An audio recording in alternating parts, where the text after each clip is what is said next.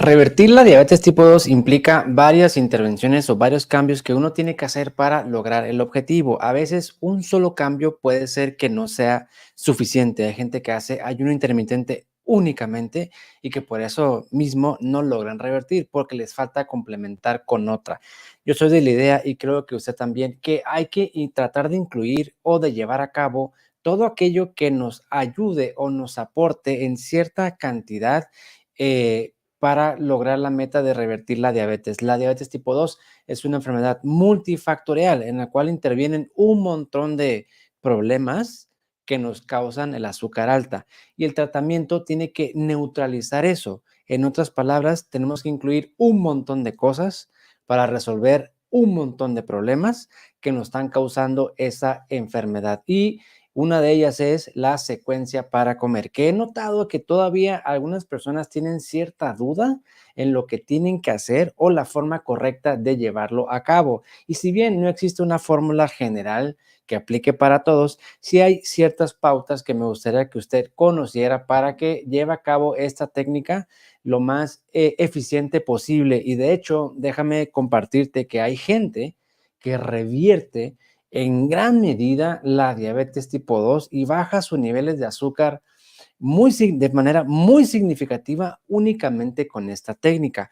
Volvemos a lo mismo, no estoy recomendando únicamente hacer esto, no, es únicamente para darte a comprender el poder que tiene esta intervención. Hay gente que logra dejar insulina únicamente siguiendo esta secuencia de alimentación y de esto vamos a hablar en esta ocasión porque es algo que te va a ayudar bastante. Incluso hay gente que no tiene diabetes, tiene otros problemas, infertilidad, inflamación crónica, hígado graso, por ejemplo, dislipidemias, por ejemplo, o que está intentando bajar de peso, que no tienen diabetes, pero que aún así se benefician de esta intervención y este cambio. Yo soy el doctor Antonio Cota, soy médico internista y es un espacio, si es la primera vez que nos visitas por aquí, en el cual te comparto información y herramientas que te pueden ayudar para tomar mejores decisiones respecto a tu salud. Y le doy las gracias a todos ustedes que están conectados en esta sesión en vivo. Para mí es un momento que disfruto mucho en compartir lo que uno ha aprendido pues durante la carrera y también durante la práctica diaria. Cosas que a veces uno ve en los libros pero no funcionan, pero ves otras intervenciones que en la vida real dan cambios sorprendentes y aquí te presento esta información y trato de hablarte de la manera más coloquial y cotidiana posible para que se transmita con bastante claridad el mensaje. Bien, entonces, secuencia para comer. Todos nosotros estamos acostumbrados a comer todo revuelto, ¿no? Si te ponen un huevo con frijoles y aguacate, pues todo revuelto, ¿no? Y entre más revuelto, mejor, ¿no? Y por mucho tiempo se pensaba, y yo también, pues que eso no tenía nada que ver y que no tenía ningún impacto en la salud. Pero gracias a los sensores, a los monitores de glucosa continuos, se han hecho diferentes pruebas y diferentes intervenciones y se ha documentado, de hecho existe hasta un libro, ¿no? Al respecto, la revolución de la glucosa, que con el orden o cierta secuencia a la hora de alimentarnos, baja mucho ese nivel de azúcar, baja mucho esos picos de azúcar, pero no solo eso, a veces la gente piensa que los picos de azúcar es únicamente controlar el azúcar después de comer. No, controlar los picos de azúcar además te va a ayudar para que el azúcar en ayuno sea menor, te va a ayudar para bajar esa resistencia a la insulina, te va a ayudar para quitar medicamento, te va a ayudar para quitar insulina, devolverte o aumentarte esa energía y mejorar tu composición corporal. Esa es la importancia de mitigar en lo posible esos picos de azúcar que ya hablamos en otras ocasiones acerca de esto, ¿no? Aquí es para aclarar la importancia de esta intervención y el poder que tiene. ¿Qué es un pico de azúcar? Aquí no me voy a detener mucho. Pues prácticamente un pico de azúcar es si yo tengo 100 de azúcar, como algo y me sube más de 30, más de 40 después de comer, se considera un pico de azúcar. Si yo tengo 100 de azúcar, me sube a 160, pues es un pico, me subió 60 miligramos. Si yo tengo 100 de azúcar y me sube a 130 después de comer, está dentro de lo aceptable. Y la diferencia es la cantidad de insulina que se libera, el estrés celular o el estrés mitocondrial. Cuando el azúcar sube demasiado después de comer, de repente hay un montón de glucosa que las células tienen que procesar, tienen que utilizar de cierta forma, ¿no? Eso es mucho más trabajo, mucha más insulina, más de lo que pueden llevar a cabo, se saturan sus receptores y eso va formando, digamos, piénsalo de esta forma, unos cambios en la estructura de las proteínas del cuerpo, que se le llama glicosilación, que de hecho suena a la hemoglobina glucosilada o A1C, que es prácticamente lo que miden, la glicosilación de las proteínas que tenemos en la sangre debidas al azúcar. Entre más alto está la hemoglobina glucosilada, el A1C, pues más glicosilación, más cambio, más efecto tóxico de ese nivel de azúcar alta. En eso se va a ver reflejado. Ahora, cuando uno come todo revuelto y estamos incluyendo cierta cantidad de carbohidratos, sin orden, pueden ver, el pico es mucho más alto después de comer. Y cuando uno come con orden, la curva es un poquito más baja. Nótese que no es totalmente plano, porque no existe un ser humano con una curva de azúcar 100% plana. Es imposible, no es compatible con la vida, porque ya lo hemos comentado también en otras sesiones. Las variables fisiológicas no son estáticas, son dinámicas y su perfección radica en su flexibilidad, en la capacidad de cambio, en la homeostasis, en subir poquito la presión arterial según las circunstancias y bajar la presión arterial según lo que estemos haciendo. Igual la frecuencia cardíaca, la frecuencia respiratoria, por ejemplo, la temperatura del cuerpo y también el azúcar. Tiene que subir tantito y tiene que bajar tantito, claro, dentro de cierto margen o dentro de ciertos límites. Entonces, esta es prácticamente la importancia de comer sin orden, todo revuelto lo que tenemos en el plato y comer en cierta secuencia, con orden dentro de los alimentos que estamos incluyendo en nuestro plato. ¿Cómo? ¿Por qué? ¿Cuál es el sustento? Como muchas personas me han dicho, inclusive durante las consultas, doctor, y según usted, ¿por qué dice que eso funciona, no? Pues es que es algo que yo no inventé, es algo que se ha descubierto a través de muchas investigaciones, muchos artículos y también, obviamente, ponerlo en práctica y ver el resultado en mí mismo y en muchas personas, ¿no? Porque pues uno puede leerlo en cierta parte, no significa que sea verdad. Hay que ponerlo en práctica en diferentes circunstancias. Entonces, eso está más que documentado. ¿Cómo? Primero, enzimas salivales. La digestión comienza en la boca con la masticación y con la saliva, que tiene proteínas que nos van a ayudar para digerir o degradar esos alimentos. Cuando me refiero a degradar es, por ejemplo, uno come un pescado, vamos a llamarle así, que son proteínas, se tienen que descomponer esa proteína en sus elementos más simples, o sea, en aminoácidos. Tratan de desbaratar la comida y que quede las partículas más pequeñas posibles para que el cuerpo las use como bloques de construcción, en este caso las proteínas. Aquí estamos hablando de los carbohidratos. Tenemos una proteína que se llama amilasa en la saliva. Entre más amilasa tengamos y más activa esté, más va a desbaratar esos carbohidratos y más moléculas de azúcar van a estar libres para que se puedan absorber y que pueda entonces el azúcar pues va a subir rápidamente y nos va a generar un pico de azúcar. Hay diferencias genéticas, hay gente que tiene poca amilasa y que por naturaleza tiende a tener menos picos de azúcar.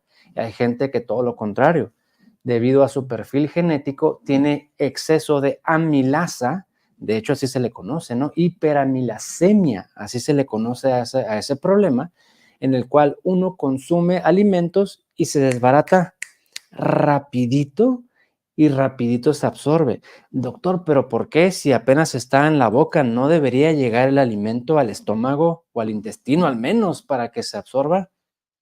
No, ustedes conocen seguramente pastillas sublinguales que van abajo de la lengua, porque abajo de la lengua tenemos un sistema de vasos sanguíneos, son venas prácticamente, muy permeables y que a través de ahí comienza la absorción. A través de ahí comienza la absorción, por eso hay pastillas que son abajo de la lengua, aprovechando ese mecanismo que tenemos ahí. Ahora, ese sistema sublingual seguramente existe por diferentes razones que el ser humano ha desarrollado a través de miles de años. Entre ellos, la rápida absorción de agua, por ejemplo, uno empieza a hidratarse ahí. Pero ¿qué pasa con el azúcar? El azúcar también se puede absorber por ese sistema sublingual. Y aquí hay un problema, que cuando el carbohidrato entra en exceso y muy rápido por abajo de la lengua, entra directo a la sangre, que es muy diferente a que el alimento llegue al estómago o al intestino y se absorba de ahí, porque el azúcar que se absorbe del estómago o del intestino no entra directo a la sangre, primero va al hígado y el hígado se encarga, cierta cantidad va a la sangre, cierta cantidad yo lo retengo, lo almaceno como glucógeno y otra cantidad lo voy a convertir en otras sustancias. O sea, hay un efecto de primer paso, así se le conoce. Pero si el carbohidrato, el azúcar se absorbe de aquí directamente, no pasa por ningún filtro, va directamente a la sangre y esa es la primera el primer sustento o fundamento al comer en esta secuencia. Uno empieza con las verduras primero y luego las proteínas o grasas. La actividad de esa amilasa ya disminuye tantito o bien se ocupa, está trabajando, tratando de digerir otros alimentos. Pero si uno empieza con el carbohidrato, pues la amilasa se va sobre de eso y va a desbaratar eso. Y cuando uno empieza con las verduras o proteínas, lógicamente ese sistema venoso abajo de la lengua también empieza a saturarse, es decir, ya no están todos los caminos libres, todos los canales o carriles disponibles para que el azúcar entre, ¿no? Algunos de ellos ya van a estar ocupados. Ese sería el primer sustento. El número 2, amortiguación. Esto viene casi a lo mismo. Cuando uno come carbohidrato primero, eso es lo primero que entra al estómago. Y es bien conocido que un estómago vacío absorbe rápido. Un estómago con comida absorbe lento. Tal cual, yo creo que a mucha gente le ha pasado. El alcohol, por ejemplo, uno toma alcohol con el estómago vacío, se te sube bien rápido. No hay nada que amortigue. Pero ¿qué tal si estás bien comido?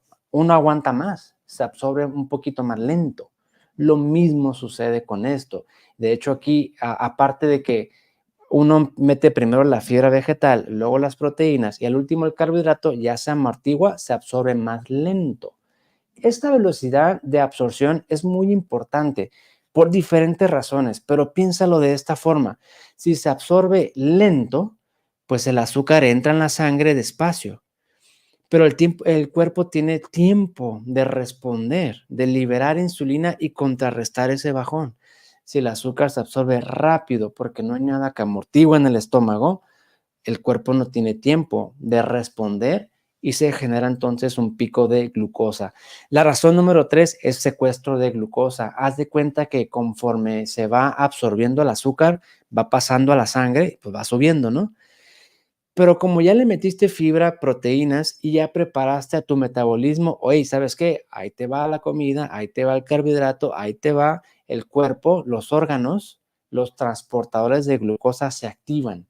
Y una vez que el azúcar empieza a entrar, ese azúcar de la sangre, los órganos empiezan a sustraerla en un ritmo teóricamente equivalente a la misma velocidad con la que el azúcar está entrando a la sangre. Y eso logra un equilibrio. Entra azúcar, pero también sale a los órganos y ya no te genera un pico.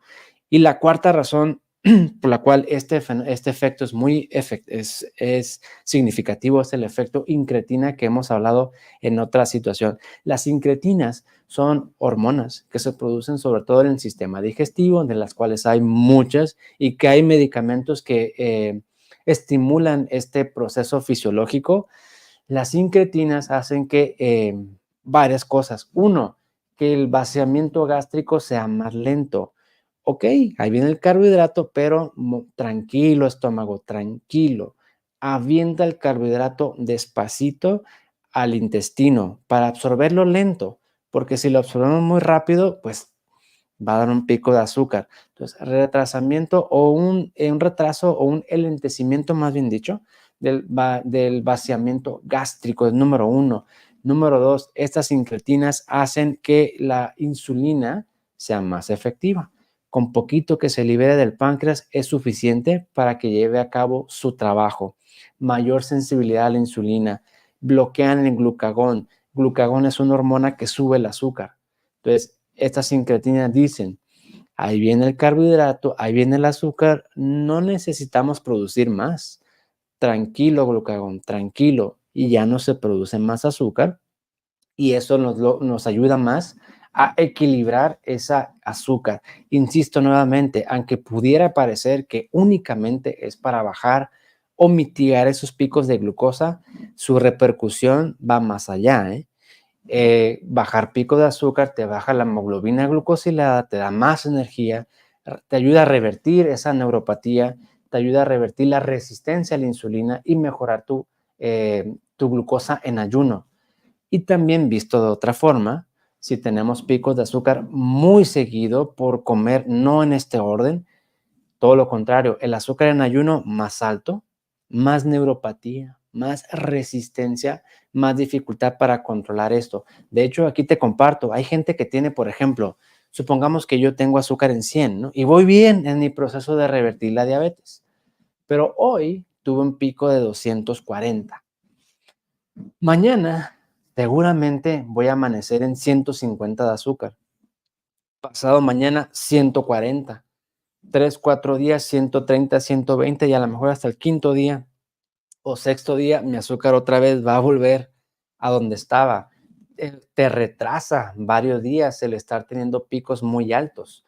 O sea que hay gente que pues tiene muchos picos y que por eso el azúcar en la mañana no sale como a uno le gustaría. Y es lo que hay que estar vigilando también, que no tengamos tantos picos de azúcar. Entonces, ese es prácticamente el fundamento de por qué funciona. Y la secuencia es la siguiente. Cuando uno va a comer, pues tiene su plato, digamos, una comida balanceada, el cual debe incluir vegetales. Ya hablamos sobre la porción y cuáles yo te recomiendo que agregues por la cantidad de fibra, porque si hay mucho vegetal, pero tiene muy poca fibra, a lo mejor no vas a tener el mismo efecto. Entonces, una comida balanceada tiene verduras, vegetales, proteínas, grasas y carbohidratos, y más o menos en ese numerito. Ejemplo, en este plato, por ejemplo, lo primero que uno tiene que meterse al estómago son pues, las verduras, los vegetales, en este caso el brócoli y la coliflor. Primerito.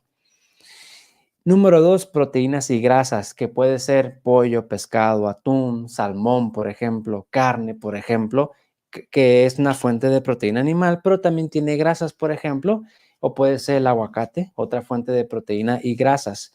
Sería lo número dos que hay que consumir o meterse al estómago seguidito, uno tras otro. No es necesario esperar 15 minutos, media hora, no. Así como se come uno la verdura, después sigue la proteína y al último, en caso de incluir el carbohidrato, que de preferencia, carbohidrato complejo, y aquí va a depender de cómo se siente esa persona en ese momento, qué tan descontrolada está el azúcar y si es o no el momento apropiado para incluir carbohidrato complejo. Lo cierto es que hay gente que quita casi por completo el carbohidrato y revierte más rápido, pero hay personas que les cuesta un poquito más dejar esos carbohidratos o que los quieren incluir por otras razones, porque están muy delgados, quieren revertir la diabetes, pero ya no quieren seguir bajando, por ejemplo, o porque han batallado con cierto estreñimiento y no quieren quitar por completo el carbohidrato. Ok, se vale, vamos a intentar el carbohidrato complejo, pero que sea al final de la comida entonces, para evitar precisamente esto, que el azúcar suba demasiado después de comer y que eso te esté afectando el azúcar en ayuno, tu hemoglobina glucosilada, tu neuropatía, tu cansancio o que te esté ocasionando que orines muchas veces y que no te deje dormir. Entonces, número uno, vegetales en cantidad adecuada y el tipo adecuado.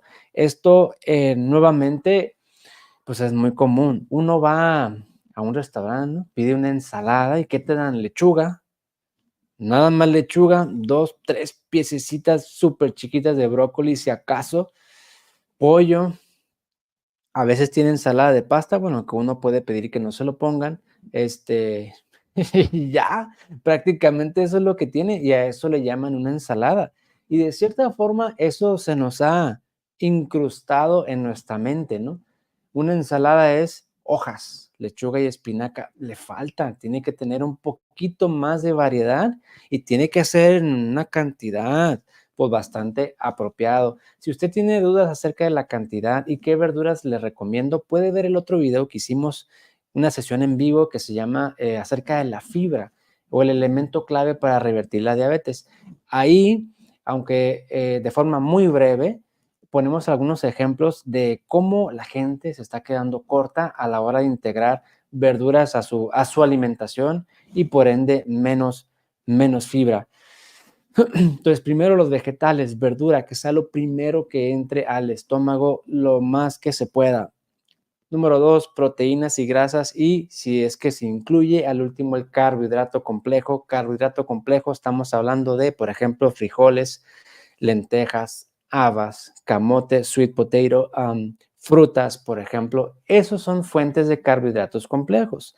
Algunos dirán, doctor, pero el arroz integral, la pasta integral, el pan de X tipo, ya no se consideraría, al menos yo, como una adecuada fuente de carbohidratos, porque seguido me toca ver a gente que consume estos alimentos integrales que les genera un picote de azúcar y que me dicen, es que yo no sé por qué no me baja el azúcar. Y ya vas preguntando, sí, sí lo consumo, pero es integral. Todavía se da por hecho que las cosas integrales no afectan y esto no es así porque cada quien es diferente. No le afecta, por ejemplo, pasta integral, arroz integral, no genera picos, pero son muy pocas las personas. A la gran mayoría sí nos genera un pico de azúcar. Entonces, esa es la secuencia que se recomienda. Pregunta frecuente también. Doctor, pero en la tarde, en la mañana o en la noche, lo más que se pueda. Si uno acostumbra 3 comidas al día, 3 comidas al día si es posible. Si uno acostumbra 2 comidas al día, pues 2 comidas al día si es posible. Entre más lo haga uno, mucho mejor va a ser el resultado. Claro, una cosa es mejorar números, pues que te va a ayudar sin duda, pero también te va a ayudar en tu bienestar general. Neuropatía, problemas de emisión, problemas de la piel, manchas, que es muy común, estreñimiento, que es muy común, sueño, cansancio, orinar muchas veces en la noche, también pudiera ser por esta misma situación. Entonces, como recomendaciones, cuida el orden o esta secuencia lo más que se pueda. No tiene que ser el 100% tampoco, no, pero un 80, un 90% del tiempo, si es posible, adelante. De otra forma, el comer todo revuelto, a la mejor batalla, pues, usted puede batallar más para revertir. Si ya lleva un tiempo haciendo lo que está haciendo, se sigue sintiendo mal o no ha logrado su meta, o quiere mejorar lo que está haciendo, traten de llevar a cabo esta secuencia a la hora de comer. Me ha tocado que muchas personas me dicen, es que la comida no sabe igual de bueno, igual de rico. No, es que yo estoy acostumbrado así y no lo puedo hacer. Es cuestión de que uno lo decida, porque si uno lo decide y está dispuesto, le vas a encontrar el sabor, no te va a disgustar. Es más, apuesto a que se va a sentir tan bien que haciendo esto, que no va a querer regresar a comer como lo hacía antes y que va a notar la diferencia.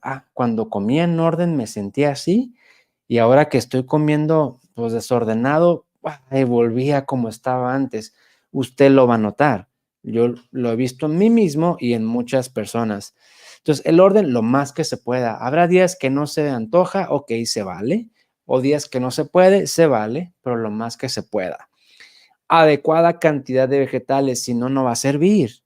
Si uno puede decir, por ejemplo, yo, doctor, comienzo primero con las verduras o los vegetales, y ves el plato, la porción, pues así de proteína, así de verduras. No, piénsalo de esta forma, voy a comer carbohidratos, okey, va al final, pero antes le voy a meter factores protectores. Esos factores protectores son la verdura, las proteínas y las grasas. Si uno le pone muy poquito y sin variedad, en realidad no estamos metiéndole nada y el azúcar va a subir un montón. Ahora, también vuelvo a repetir, esto no es para que el azúcar no suba absolutamente nada, no, va a subir, pero tiene que subir menos, tiene que subir 30, 40, si no es que menos, después de comer. Totalmente plano lo veo, pues la verdad, casi imposible porque siempre el azúcar se mueve tantito. Entonces, adecuada cantidad de vegetales. Si es muy poquito, pues en realidad no le estamos metiendo factores protectores y el azúcar va a subir, definitivamente. Adecuada cantidad y adecuada variedad también de vegetales. Incluso usted puede hacer la prueba. Trate primero únicamente con lechuga y luego el carbohidrato complejo, y otro día trate lechuga, brócoli, proteína y luego el carbohidrato complejo, y va a ir viendo cómo esa curva de azúcar va a ser menos. Pero no solo eso, el azúcar en ayuno tiene que estar mejor y los distintos síntomas, signos o complicaciones que tenga también tienen que mejorar con el tiempo. Número 3, adecuada cantidad de proteína. Si no hay proteína, ese azúcar no se estabiliza. Es sumamente importante que nuestras comidas estén balanceadas. Todavía, a pesar de la tremenda información que hay en Internet, hay mucha gente que corta, no sé por qué, la cantidad de proteínas de su dieta drásticamente. Creo que lo puedo entender. Genera cierta preocupación, cierto miedo el comer. Ya no voy a comer nada o voy a hacer dieta, y uno entiende dieta, comer poquito, y no es así. Hacer dieta, pues es comer saludable, más no recortar esa energía, esos nutrientes que le vamos a dar al cuerpo, ¿no? Y frecuentemente cortan demasiado las proteínas. Claro que bajan de peso y en un principio baja el azúcar, pero después pierden músculo, su metabolismo se enlentece y el azúcar nuevamente. Entonces, fuente y cantidad de proteínas que sea la adecuada. Gente o personas que usan insulina, usan medicamentos por la noche que pudieran tener bajones de azúcar, efectos emoji, el fenómeno del alba, que son hipoglucemias durante la noche porque no están consumiendo proteína. Sí, el carbohidrato, las vegetales y todo, pero al final de cuentas, lo que mantiene ese azúcar, ¿cómo te diré? Anclado en niveles lo más normal posible es la proteína. Si no hay proteínas en la dieta, no hay un anclaje de ese azúcar. Como no hay un anclaje, pues puede subir mucho o puede bajar mucho. Si se usan medicamentos que bajan el azúcar como glibenclamida o insulina, pues les baja el azúcar en la noche. Si no usan medicamentos, pues amanecen súper alto, porque no hay algo que esté anclando esa glucosa en los parámetros normales. Y muy importante, el número 4, verifica tu páncreas. Seguramente vas a encontrar a alguien que te diga, el orden de los alimentos te va a garantizar que no te suba el azúcar. Mentira, totalmente mentira, porque dependemos de que ese páncreas suelte tantita insulina o al menos lo que el cuerpo necesita. Si aún haciendo el orden de los alimentos, así como te lo estoy exponiendo de esta forma, creo yo, bastante entendible, el azúcar sigue subiendo demasiado, más de 50, más de 60 después de comer, uno cuestiona, a ver, ¿no estaré consumiendo algo que me está subiendo? Porque todavía mucha gente da por hecho, es que mi comida no es. No, no, no, es que ese no es el pensamiento adecuado. A ver, ¿no será mi comida? Cuestiona, lee las etiquetas, ve los ingredientes. A lo mejor hay algo ahí en esa comida que te está subiendo. Número 2, a lo mejor hay algo que no estás incluyendo en tu comida y que por eso tengas picos de azúcar. ¿Qué es lo que te podría estar faltando en tu comida? Verduras, proteína, fibra. Eh, Número 3, verifica cómo funciona tu páncreas. Un péptido C es todo lo que necesitas, una muestra de sangre. Si tu páncreas funciona bien, no deberías tener picos de azúcar con la comida, o sea que tu comida está fallando. Si tu páncreas no funciona bien, tienes otro problema que resolver y hay que ver cómo hacerle. Si bien el orden de los alimentos te va a ayudar mucho, a lo mejor es necesario incluir algo más a tu tratamiento y adecuada cantidad también de grasas y proteínas. Si no, no hay anclaje, no hay algo que mantenga tu azúcar dentro de lo más normal posible. Entonces, esto es prácticamente la secuencia para comer, que hay gente que le va estupendo con esta intervención. Hay gente que casi revierte por completo únicamente haciendo esto, pero insisto nuevamente, con una sola intervención lo veo muy poco probable que uno vaya a revertir la diabetes tipo 2. Hay que hacer varios cambios a ese proceso para que sea lo más completo posible. Como les digo a las personas durante la consulta, ¿no? Vamos a hacer esto, pero también les recomiendo hacer tales estudios, tales intervenciones y buscarle por acá para no dejar cabos sueltos.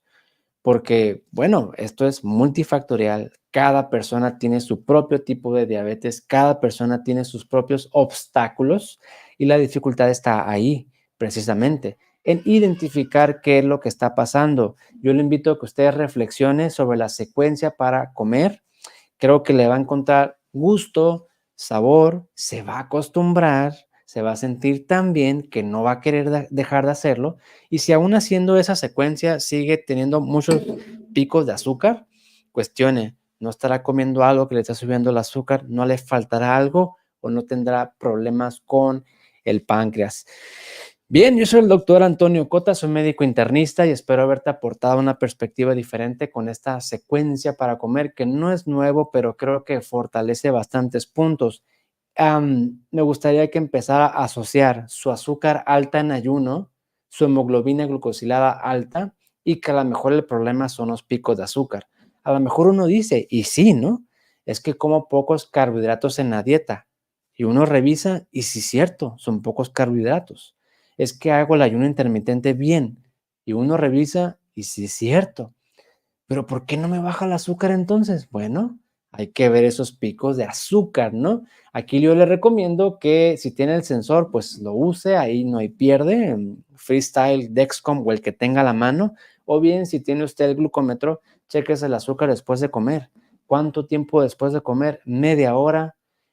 Otro día se lo checa una hora después de comer, otro día que sea hora y media, o sea, en tiempos variables y ver hasta cuánto le está subiendo. Y de esta forma también puede identificar cuáles son los alimentos agresores o que no le va bien de acuerdo a su metabolismo. Ok, pues les agradezco a todos que se hayan conectado. Ahorita voy a pasar entonces al chat a ver qué preguntas o comentarios tienen relacionados al tema de reversión de la diabetes, o bien al tema del cual hablamos en esta sesión. Y antes de pasar aquí a las preguntas que tienen en el chat, invitarlos al reto cortisol que ya iniciamos la próxima semana, de hecho el 29 de abril, estamos a 24 de abril, aún están a tiempo de inscribirse, creo que les va a ayudar bastante y hay mucha gente todavía mal diagnosticada, yo creo que son miles, a lo mejor hasta millones de personas que no tienen diabetes, tienen un mal diagnóstico y están tomando medicamentos o inclusive usando insulina para una enfermedad que ni siquiera tienen.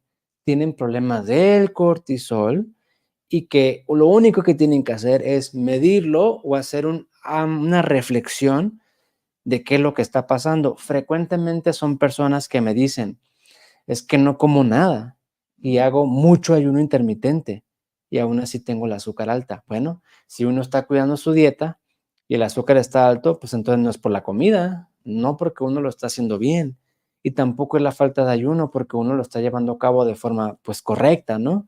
Y pensar a ver o en otras posibilidades, una de ellas es el cortisol. Puede usted llamar o mandar un número o mandar un mensaje al número que ve en pantalla para inscribirse y también creo que existe mucha confusión sobre la forma que uno tiene que empezar a trabajar para regular esta emoción.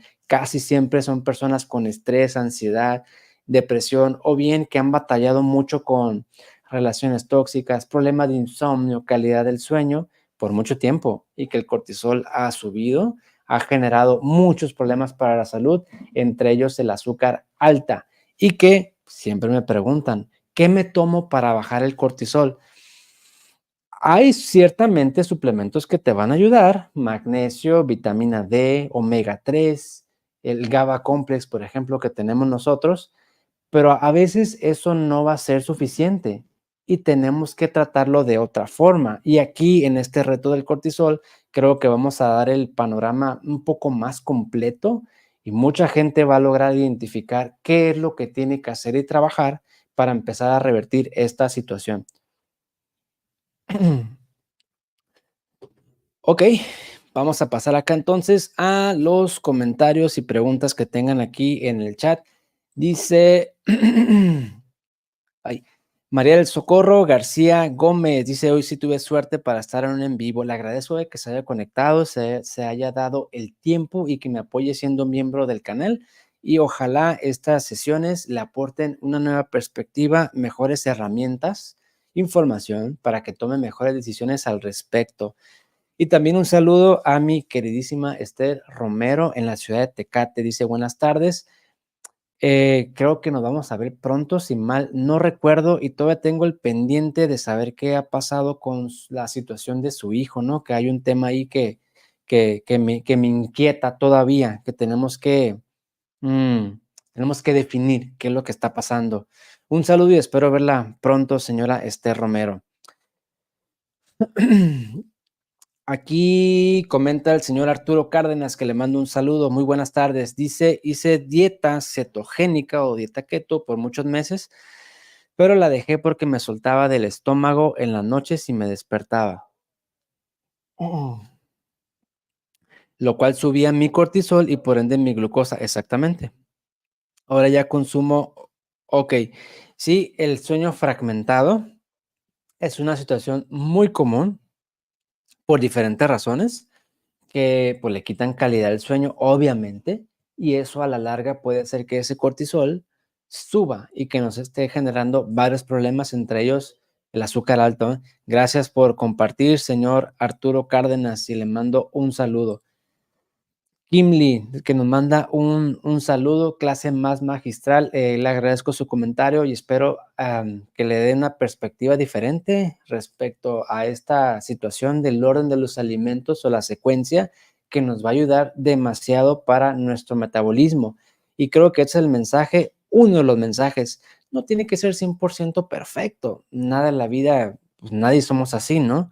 Pero sí lo más que se pueda, 80-90%, créame, se va a acostumbrar, se va a acostumbrar a comer así, le va a agarrar sabor, yo lo sé y mucha gente me lo ha dicho, y además se va a sentir, ya lo dije, pero lo voy a repetir, se va a sentir tan bien que no va a querer dejar de hacerlo, y cuando lo deje de hacer, pues va a sentir la diferencia. La señora Esther Romero dice, yo soy muy radical, los carbohidratos los veo como el demonio. Hay mucha gente que piensa como usted. Y de hecho, de eso estaba hablando el día de hoy con una persona que me dijo, es que cuando tienes el azúcar tan alto por muchos años, por muchos meses, y el medicamento no te lo baja y que llegas a la insulina y que ni aún así con insulina te logra bajar eso y encuentras que son los carbohidratos, quitas carbohidratos y te empieza a bajar el azúcar, ya nunca más quieres consumir. Es no quiero volver a esas andadas y de cierta forma uno empieza a bloquearlo. Dice, jamás ni por equivocación los como primero. Siempre llevo el orden de los alimentos estrictamente. Esto, gracias señora Esther por compartirlo, es lo que les decía. Uno se siente tan bien y ve el resultado magnífico que ya no quiere dejar de hacerlo. Yo, por ejemplo, lo dejo de hacer, ay, como que la energía se me va, el estreñimiento, como que no duermo bien, como que no estoy al 100, pues. Y el hacer eso le da a nuestro cuerpo el plus, que a lo mejor es lo que estamos buscando. Gracias, señora Esther Romero, por su comentario y compartir su experiencia y su opinión. Dice Lisbeth Rascón, dice, buenas tardes, empecé hace 2 meses a alimentarme como lo recomiendan aquí, con ayunos intermitentes de 16 horas y mi glucosilada bajó de 7.7 a 5.4, inyectándome 6 de insulina NPH o intermedia y tomando Zig-Duo XR. Y luego dice aquí, he bajado de peso bastante. Mi pregunta es, ¿por qué aumentaron mis triglicéridos y colesterol si antes no los tenía? Un tiempo tomé aceite de coco en ayuno. Ok, número 1, la cuestión del peso y voy a poner aquí su comentario otra vez. El Zig-Duo XR trae un medicamento que pues la puede hacer bajar de peso. Que si su peso ya está en el límite, un peso saludable o que inclusive esté por debajo de ese límite, yo lo quitaría por esa razón. Y además su glucosilada pues está en 5.4. No sé si sigue usando insulina, pero es momento de, pues, dejarla con esa hemoglobina glucosilada en 5.4 y el Zig-Duo también. Una, por la cuestión del azúcar y dos, por la cuestión del peso. Ahora, me comenta aquí triglicéridos y colesterol. Normalmente suben tantito. Sí, debería subir el colesterol bueno, más que nada. Si el triglicérido está subiendo, aquí yo entiendo que casi no consume carbohidratos. Por lo tanto, lo que yo pensaría es que a lo mejor tiene un exceso de grasas en su dieta. Aquí me puso aceite de coco, a lo mejor quitar eso o bajarle a eso. Entonces, uno, bajar las grasas saludables, una rayita o dos. Y número dos, verificar que las grasas sean efectivamente saludables y de calidad, pues viendo las etiquetas de los productos. Eso creo que sería lo mejor, señora Lisbeth Rascón. Rosalía Paredes dice, buenas noches, llegué atrasada, pero aquí escuchando. Gracias por su comentario, espero que le haya gustado esta sesión y que le ayude a lograr la meta que usted esté buscando. Gracias por su tiempo de estar aquí conectada. Luz Lozano dice, me gustó verlo como en consulta, da confianza por su generosidad. Gracias y espero que le vaya muy bien a usted con su tratamiento. Creo que tenemos el diagnóstico correcto y el tratamiento correcto. Ahora es cuestión de ponerlo en marcha. Dele poquito tiempo y el seguimiento así como le recomendé. Creo que le va a ir bien. No se angustie, no se mortifique. Sabemos lo que estamos haciendo. Le va a ir bastante bien y gracias por sus palabras. Aquí dice Lisbeth Rascón, mi péptido C salió en menos de 8 unidades por miligramo. No estoy seguro que sea un péptido C, porque el péptido C se utiliza en diferentes unidades de medición. Casi estoy seguro que el laboratorio se equivocó y le midió un péptido citrulinado, porque lo he visto muchas veces. Péptido citrulinado no es lo mismo a péptido C. Péptido o antipéptido citrulinado es una prueba para medir o si hay artritis reumatoide, y me ha tocado cientos de veces. Uno va al laboratorio, pide un péptido C y no saben qué es. ¿Por qué nadie lo pide? Nadie piensa en medir irracionalmente. Nadie piensa en medir cómo funciona su páncreas y cómo produce insulina cuando alguien tiene problemas de azúcar. Y es el eje central. Si la principal hormona que se encarga del control del azúcar es la insulina, y alguien tiene problemas de azúcar, pues mide eso, ¿no? Claro, es lo principal y nadie lo mide. Tan es así que ni siquiera los laboratorios lo conocen, siendo que son químicos, algunos. Y esto, pues es porque obviamente no se utiliza. De hecho, yo les comparto, ¿no? Inclusive en mi tercer año de especialidad en medicina interna no tenía idea que era el péptido C.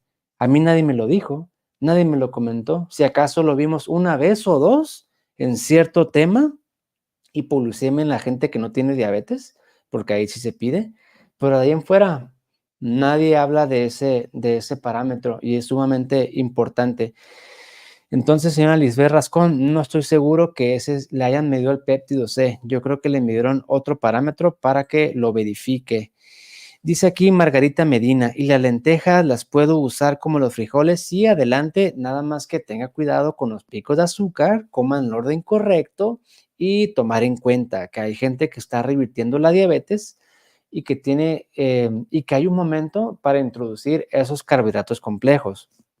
Cuando uno comienza a meter ese tipo de carbohidratos, por ejemplo, aquí me puso usted lentejas y frijoles, ¿no? Hay gente que empieza con lentejas y frijoles, pero que el azúcar otra vez a 220, 210 cada vez que incluyen eso. No es el momento. Hay que quitarlos y hay que esperar a que el metabolismo mejore y sea más tolerante con ese tipo de alimentos. Rosalía Paredes dice, así como usted dice, cada cuerpo es diferente. Por ejemplo, a mí el yogur griego, me imagino que sin azúcar, me sube la glucosa. En cambio, la avena en hojuelas integral no. Correcto, fíjese que la avena, yo he visto que a mucha gente le sube.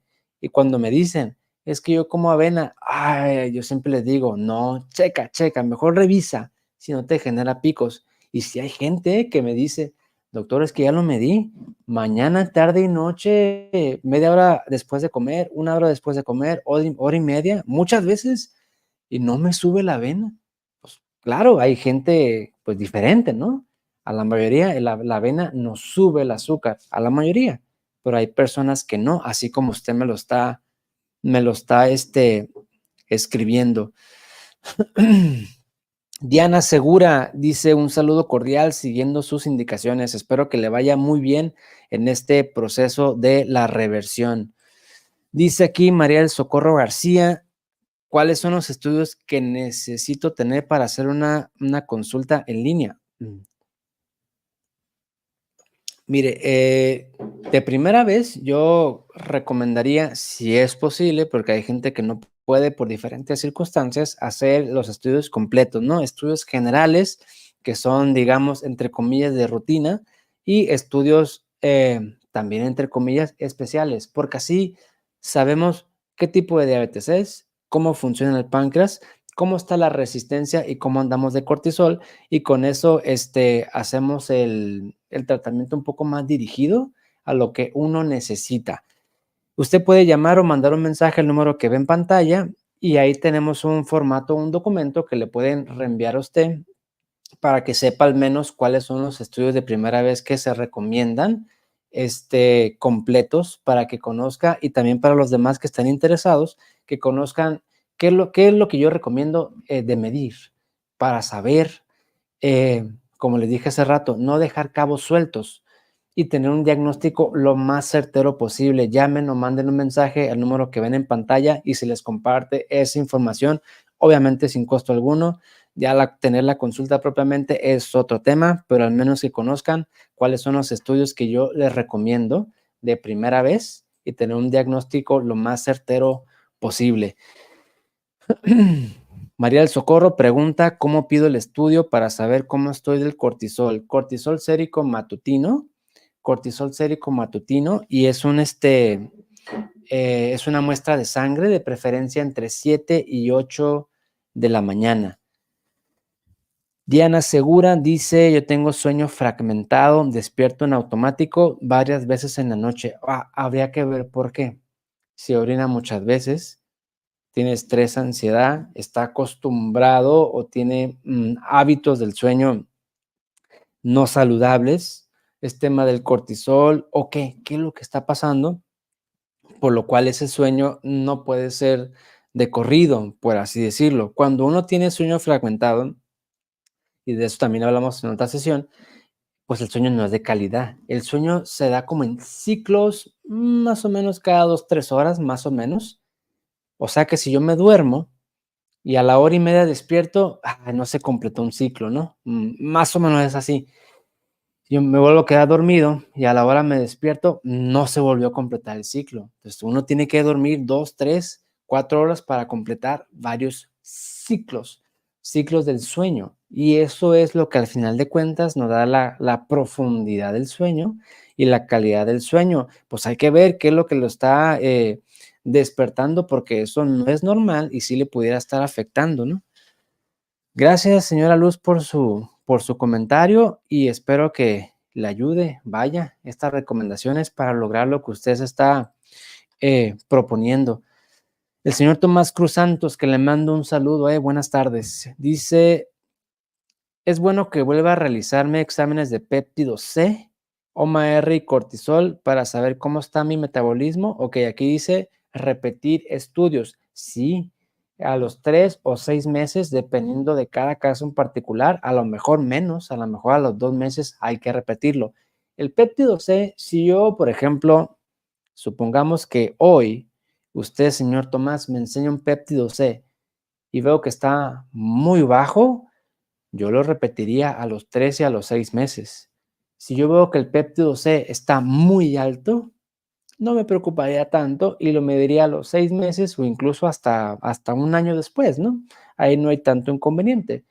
Si el péptido C está dudoso, 1.1, 0.9, 0.8, hay que repetirlo entre los 3 y 6 meses. Cada caso es diferente, ¿no? Y lo mismo aplica para el cortisol porque tarda bastante en verse modificado el número. Uno dice, voy a trabajar mi cortisol y al mes me va a bajar. No, lamentablemente no. Toma tiempo, toma 3 meses, hasta 6, 8 meses en bajar ese número y más o menos es lo que la frecuencia con lo que hay que medir. El OMA-R, pues más o menos igual, cada 2, 4 meses, según cómo vaya una persona en ese proceso. Tampoco es bueno estar midiendo mucho, ¿eh? Porque esos números también tienen cierta variabilidad que a veces únicamente, lejos de ayudar, generan preocupación y angustia a la persona, ¿no? Si yo me tomo un péptido, o sea, ahorita tengo 1.0, a lo mejor estoy intranquilo, ¿no? Porque está bajito. Y al mes me tomo otro péptido C, salen 0.9, ¡ay! Me bajó 0.1 y ya uno se hace ideas de que el páncreas no funciona, de que no voy a revertir porque me bajó y no sé qué. Y la verdad es que, bueno, uno está de este lado, ¿no? 1.0 de péptido C y 0.9, la verdad es que es lo mismo y son fluctuaciones normales. ¿Me explico? No significa que esté bajando o perdiendo función. No, es lo mismo. Es como si yo me midiera el azúcar ahorita y tengo 90 y me mido en un mes y tengo 91. Ah, ya me subió. No, pues es lo mismo. 90, 91. Hay que tener también cierto cuidado en no estar midiendo demasiado porque también genera estrés. Lo mismo para el OMA-R. Puede subir tantito, puede bajar tantito y que esas fluctuaciones sean normales, derivadas del mismo proceso para hacer el estudio y que no tengan alguna repercusión clínica ni significativa. No sé si me estoy explicando. Por eso no es recomendable medirlo demasiado, porque también vamos a caer en el error y en la trampa de, este, de estar cambiando el tratamiento muy seguido. Ah, es que me medí a las 3 semanas y salí así, ahora hágala así. Es que a las 3 semanas me medí así, ahora hágala así. Es que al mes me medí, ahora hágala así. No, pues vamos cambiando muy rápido. El metabolismo no se adapta así, ¿eh? Le toma tiempo. Hay cambios que se dan a las 3 semanas, pero también hay cambios que se dan a los 2 meses, a los 4 meses, a los 6 meses. Hay que darle tiempo a este proceso.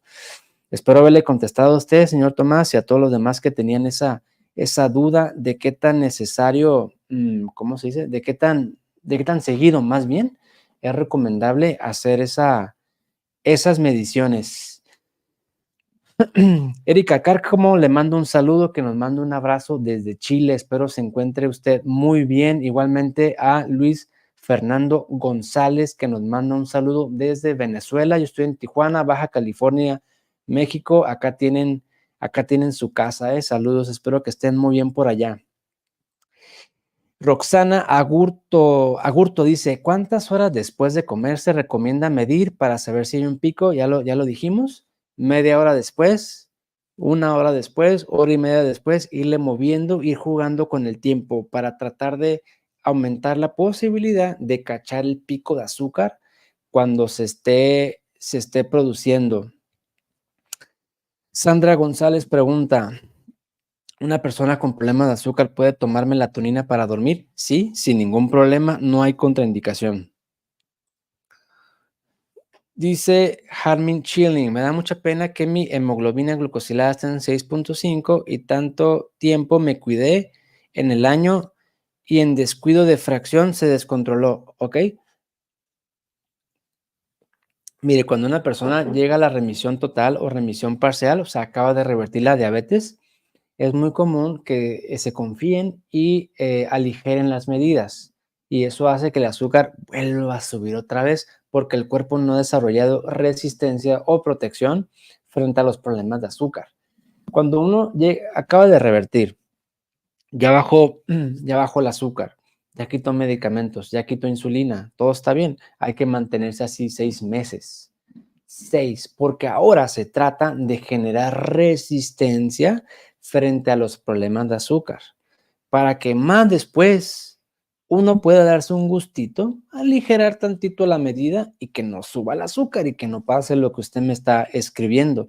No sé si sea por eso, pero si fue así, tome en cuenta mi consejo, vuelva a revertir, pero ahora manténgase en el tiempo para que su cuerpo desarrolle habilidad y protección frente a esos problemas de azúcar. Esto no es una idea, está sustentado, se generan cambios epigenéticos, se activan los genes protectores contra la diabetes, pero eso le toma tiempo, son metilaciones que se dan en el código genético. Entonces, por eso se lo recomiendo. Y a todos los demás, una vez que lleguen a la remisión, manténganse así 3, 6 meses, lo más que se pueda, y van a generar resistencia para que el problema no regrese. María de León, gracias por su comentario. Espero que le haya gustado esta sesión y un saludo, por supuesto, al señor Beto, Aprendiendo Juntos, que pues lo he visto conectado aquí muchas veces y me da mucho gusto verlo por aquí. Espero que esté muy bien usted. Dice, yo llevo a cabo ese orden de comer y con un vasito de té de canela y me ayuda a no subir mucho para que lo tomen en cuenta las demás personas. Aparte del orden, este señor le agrega té de canela, ¿no? Que es un suplemento bastante bueno para bajar el nivel de azúcar. Que por cierto, en Sugar Care tenemos la niacina con cromo, que es un suplemento bastante bueno para bajar el nivel de azúcar, que prácticamente es este que tenemos aquí, miren, niacina con cromo. La deficiencia de cromo es muy común, sobre todo en las personas que tienen problemas de azúcar. Esto lo he visto en aquellas personas que se han hecho estudios de metales pesados y pruebas genéticas del metabolismo. Por alguna razón, mucha gente con problemas de azúcar les falta cromo. Y este suplemento pues tiene cromo, niacina que es B3, vitamina B3, y tiene niacina la que no genera reacción o coloración en la piel, coloración rojiza en la piel o calor, rubor. Esta niacina no tiene este efecto secundario y también contiene canela. Este suplemento te ayuda a bajar el azúcar, ayuda a bajar los picos de azúcar. Ahorita que me lo comentó, pues recordé, ¿no? Que tenemos esto y que además está en promoción.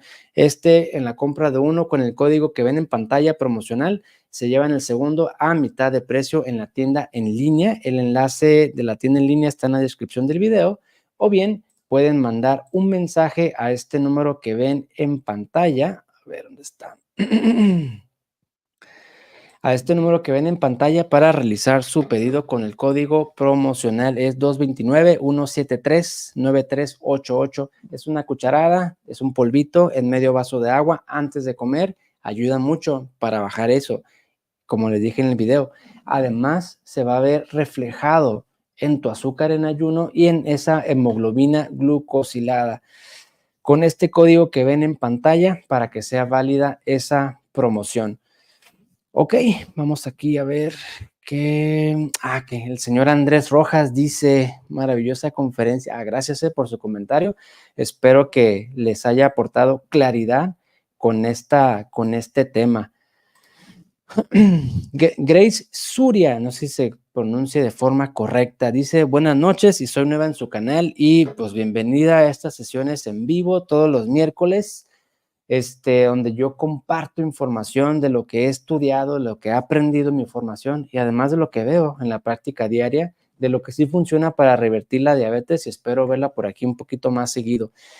Dice, quisiera saber qué opina usted sobre tomar vinagre de manzana diluido en agua antes de la comida. Un saludo de Argentina, desde Argentina.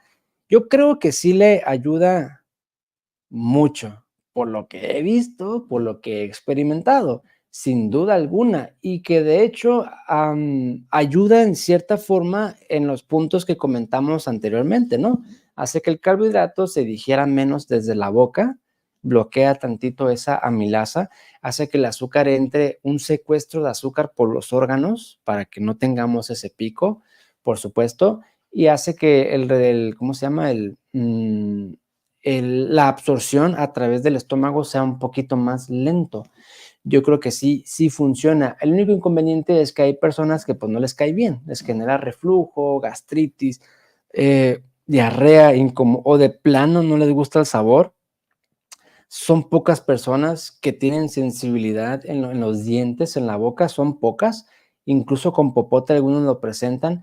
Si hay esas situaciones, yo recomiendo mejor suspenderlo, porque de alguna forma el cuerpo te está diciendo, al menos aquellas personas que tienen esos síntomas, que pues no es para ti el vinagre de manzana. Volvemos a lo mismo, cada quien es distinto. Va a haber cosas que me funcionen a mí y cosas que no le funcionan a la otra persona, ¿no? Si a usted le ayuda, adelante, totalmente, totalmente a favor. Bien, pues gracias por haberse conectado. Espero que este video les aporte una perspectiva diferente y las ganas, pues, de seguir intentando revertir este problema que la mayoría puede. Si ya hicieron cambios y nomás no, cuestionen, no tendrán picos de azúcar por la comida, traten de llevar a cabo estas recomendaciones y a lo mejor es eso lo que les falta para terminar de revertir. Les mando un saludo desde la ciudad de Tijuana, México. Espero estén muy bien y nos vemos la próxima semana con otra sesión de interés que les vaya a aportar un nuevo conocimiento y una nueva herramienta para que mejoren más su salud. Gracias por conectarse y nos vemos la próxima semana. Saludos y que estén muy bien todos, ¿eh? Cuídense mucho. Hasta luego.